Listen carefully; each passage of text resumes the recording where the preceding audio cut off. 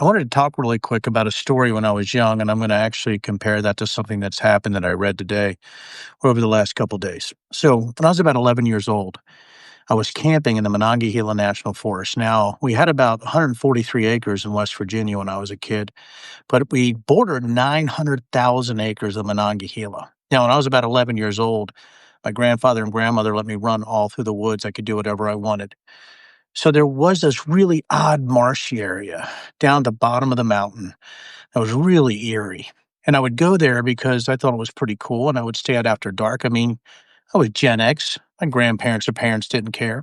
So I'm down in this marshy area and I look over to my right. It's night. It's getting night. You guys know what I mean in the mountains, right? You know, the sun sets at a certain time, but once it goes behind the mountains, it gets dark fast. Right? And you're talking about late summer, early fall. So I look over right hand side. I'm walking on this trail. There's like a wet weather stream that's close to me. I even remember the moon. I think it was like a three-quarter gibbous, right? So it was fairly bright that night. I mean, not incredibly bright. Sky was fairly clear, but it was getting really dark really fast. I'm looking over on the right hand side and I see a red light. And the red light is sort of dancing, it looks like, through the woods. I'm 11. I mean, what's going on, right? And I feel this surge of terror that's hard to explain. Now, again, if you think about the Monongahela, if you're somebody who maybe isn't used to the woods, you're thinking, my God, what could that be? So, anyhow, I'm 11. And again, remember, I'm 55 now. So you're talking 44 years ago. So I start getting a little trot, right? So I'm like, you know what? I'm going to get back up to the trailer, right? We had this green trailer on top of the mountain. So I'm running, I'm looking back, and this red light looks like it's following me. And I think about that a lot because guess what happens? Full blown panic. I mean, you don't know what's over there, right? And at 11, you think you're completely alone in this massive woods, right? So, man, now I'm starting to trot. I'm really rocking this time. I'm like, "Fuck, what is that, right? 11 years old. Is this a monster? These eyes that are following me? Is this some kind of weird thing?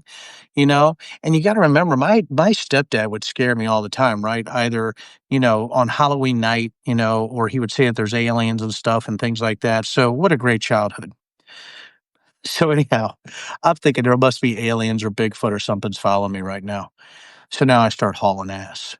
Now I'm running. So to get back to the trailer, I just want to let you guys know this. Literally, I'm in Monongahela National Forest. I'm probably a mile from the safety of my grandfather and grandmother.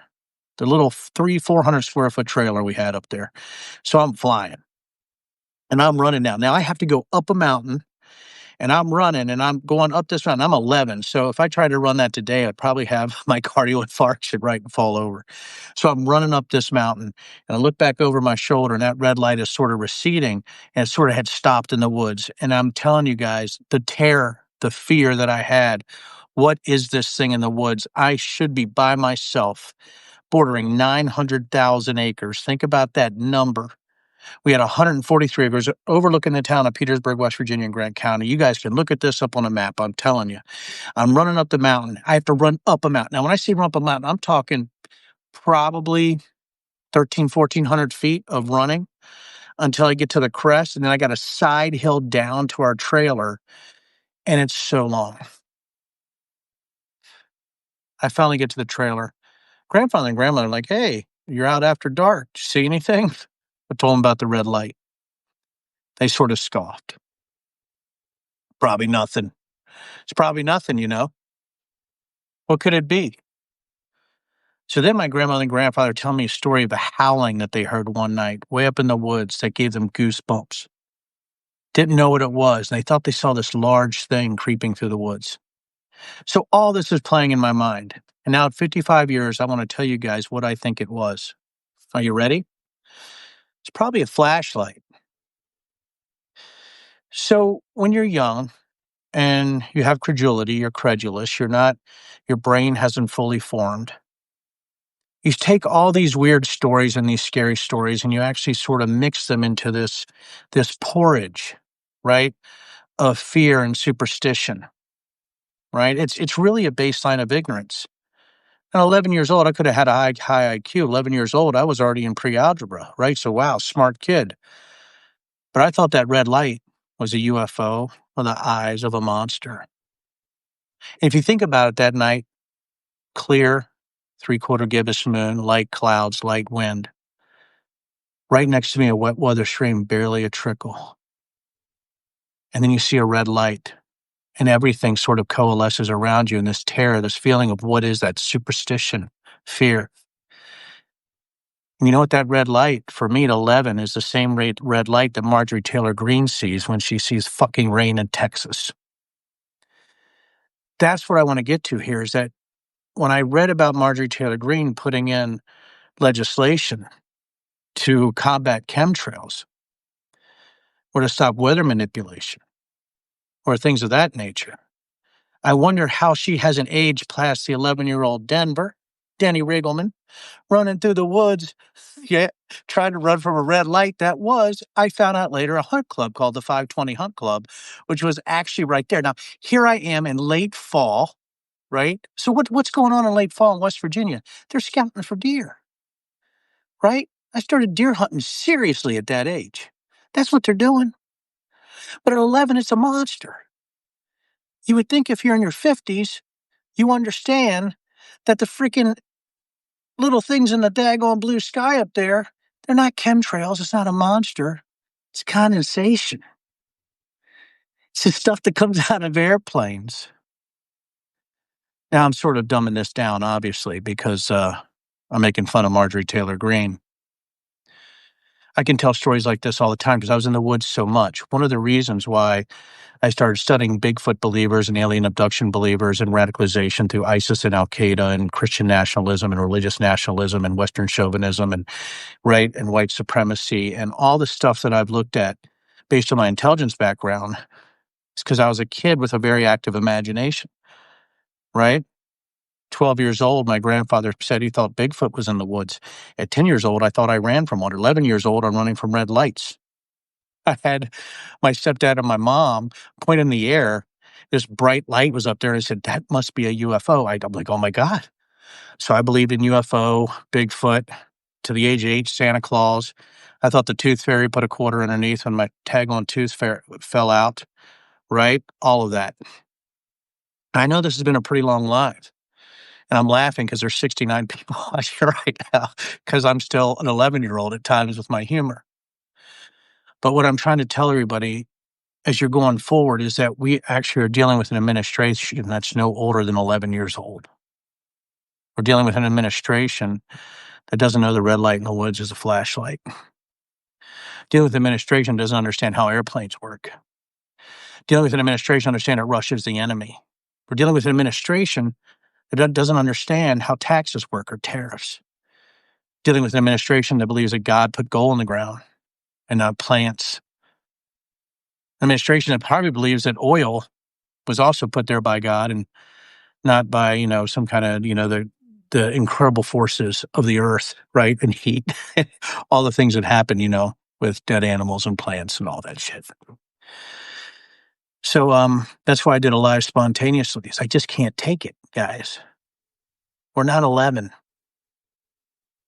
I don't know if anybody else here has had a light following them. I hope they're putting it in here right now. Say, is there a red light that's chased you in the woods? Do you believe you're abducted by a UFO? Do you believe that Bigfoot is actually an energy being that's a scout for the Zeta Reticulans? Do you believe that vaccinations don't work, that measles should come back? Do you believe that homeschooling is the best for your kids? Not against it, but it certainly isn't. I guess, and everybody's like, oh God, he just hit homeschoolers a little.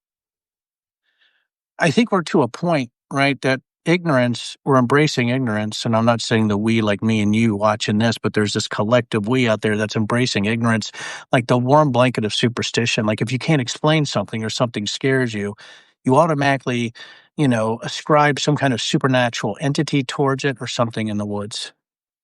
The red light in the woods is just a flashlight. 9/11 wasn't an inside job. J6 was a coup attempt. You can state facts to the idiots out there. The thing is, though, when you have a fantasy-based administration, life can get very, very scary. I don't want a fantasy-based administration. I don't want delusions making public policy. Anyhow, this has probably been too long on this live today. And I wish I could actually have a conversation with all of you tonight. Sit around a fire with a bourbon. By the way, I have my wife's bourbon right here. Right? Me wearing a hat. I'm not even marketing. This is just what I've been doing today. Not drinking and wearing a hat, but, I've been just working. But happy Sunday. I hope you guys had a satisfying 4th. I didn't have a happy July 4th, but it was satisfying to be with family. And then when we talk about resistance, we are resisting the red light believers. The people believes that aliens are following them and that the supernatural gives them policy. Anyhow, that's Denver After Dark. Please be free to tell the red light story to everybody who'll hear you, that an 11-year-old was scared, but we shouldn't have adults afraid of the red light in the woods because it's just a fucking flashlight. Thank you, guys. Denver After Dark on the Whiskey Barrel. I hope you guys share this. I don't know if I'm making a difference. I hope. Maybe I just need to run again. Maybe that's what I need to do. And I see more people coming on here as it's going up. I want to stay here with everybody because I know some of these lives are about an hour long with some of these folks. I don't know how they do it because I get bored hearing my own damn voice. If you want to hear another story, applaud or something like that, I can tell you the story. When I was 10 years old, my grandfather and I were coming down the mountain from something we called the spring head, right? It was way up on the top of the mountain coming down. I remember my grandfather heard something in the woods and he jumps up on this stump, jumps up and said, "Boy, let me tell you what." Oh, no, I'm kidding. That's the devil went down to Georgia. So he jumps up on a stump and he looks up into the woods. And he looks at me. My grandfather, remember, is only 36 years older than me, and he tells me to run. And he always tells me about this big hairy creature he thought he saw in the woods.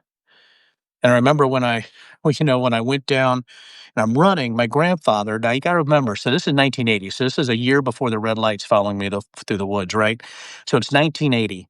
And there's this gate, right, that connects, that separates our property, 143 acres, to this big tract called the Wadi Tract. And then you had the Monongahela Forest over here, right? So my grandfather, so I'm 10, my grandfather's 46, right? He was 36 when I was born. I'm from West Virginia. You guys know how we breed. That part of my family. So anyhow, he literally throws me over the fence. 46. I start to run. Now I'm fast. I played football, right, man? I'm a fast scooter boy, man. Now I'm coming down the freaking straight down the hill, which as you guys know, when you're running downhill and you hit a rock and you go tumbling, asshole over elbows, it hurts, right? But I'm barely keeping my freaking balance and I'm flying down the woods, right? Flying down the road. I see the green trailer there. My grandfather freaking passes me. So here I am, 10 years old. My 46-year-old grandfather passes me on the left. And I'll never forget, I'm like, man, I'm running pretty fast. Boy, granddaddy's rolling, right? That actually is the first chapter of my book, The Mighty Peculiar, From Bigfoot It's Complicated, when I talk about bizarre belief systems. So we get down into the trailer.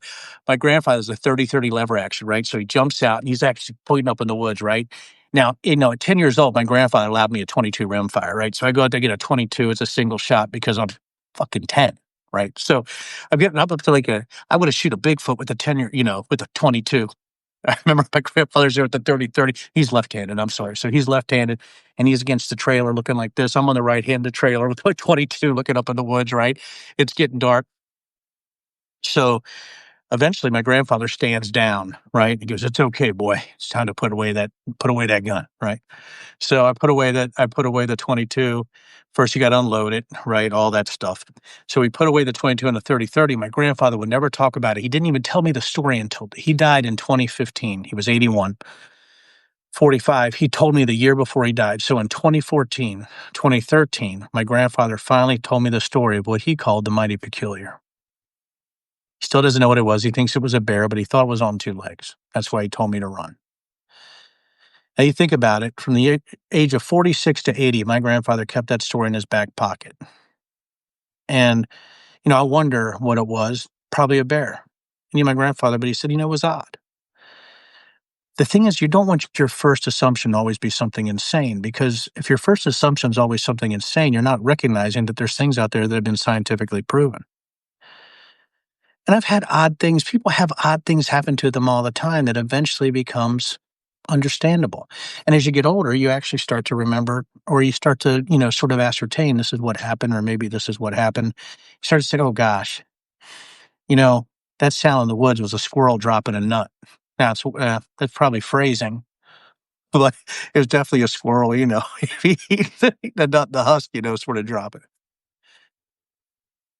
I guess I'm coming on Substack Live because I have all these stories, you know, really what shaped me and what started me going against disinformation and propaganda and radicalization.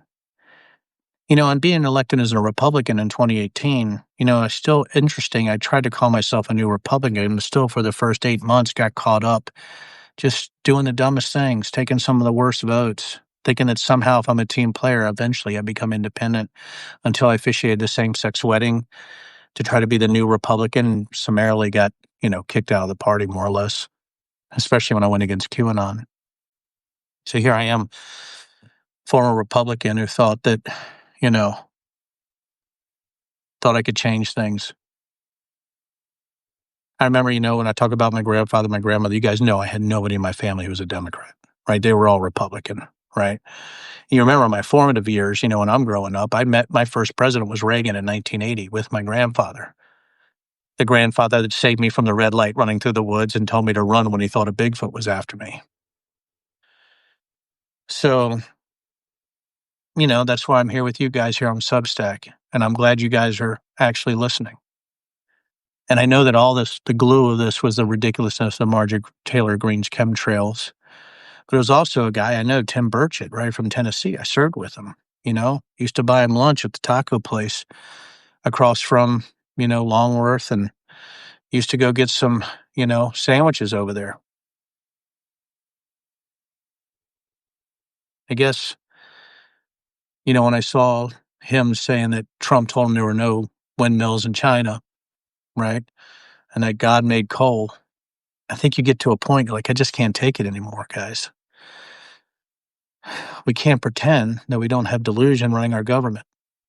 So there, I told you a couple stories. You now know that I was chased by a red light and my grandfather thought he saw Bigfoot. So, and I know that those are both not true. It's just, things that people think they see that they're mistaken. And I haven't been abducted by aliens either. I was thinking about making up an alien abduction story for all you guys today, where I thought I was abducted by an alien and then saying, hey, but might as well tell you some real stories. But here it's Sunday night. I hope you guys had a great July 4th weekend. I don't even know what the subject of this, overall would be because it was about delusions running our government. But, if you guys ever want to come to Silverback Distillery and sit down with me, I'm here. And if I do run again, which I'm thinking about doing, I don't know if I'm going to be the only one to get my ass kicked because I am not going to play the game. I wonder what would happen if I told the truth on everything. I think there was a movie with Robin Williams like that.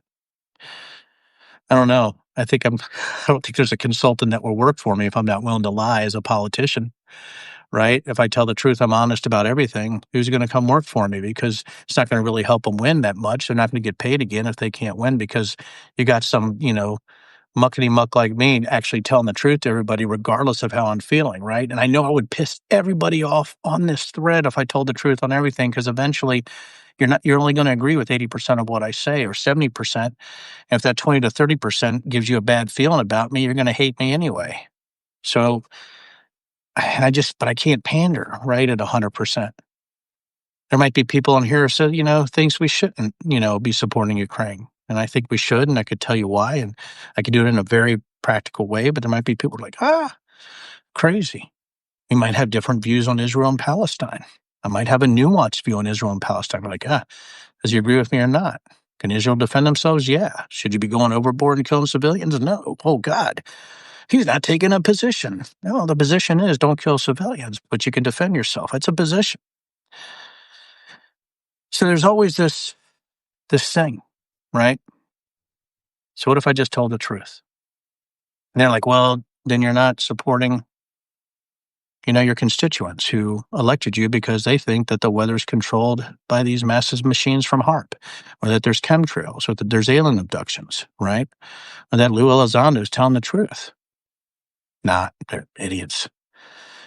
Idiots. So these are the things that worry me. And I hope you guys think about this tonight as I have told my stories of Bigfoots and red orbs and fake alien abductions and all the bullshit that goes with it. And the fact is, facts, life is boring unless you're nuts.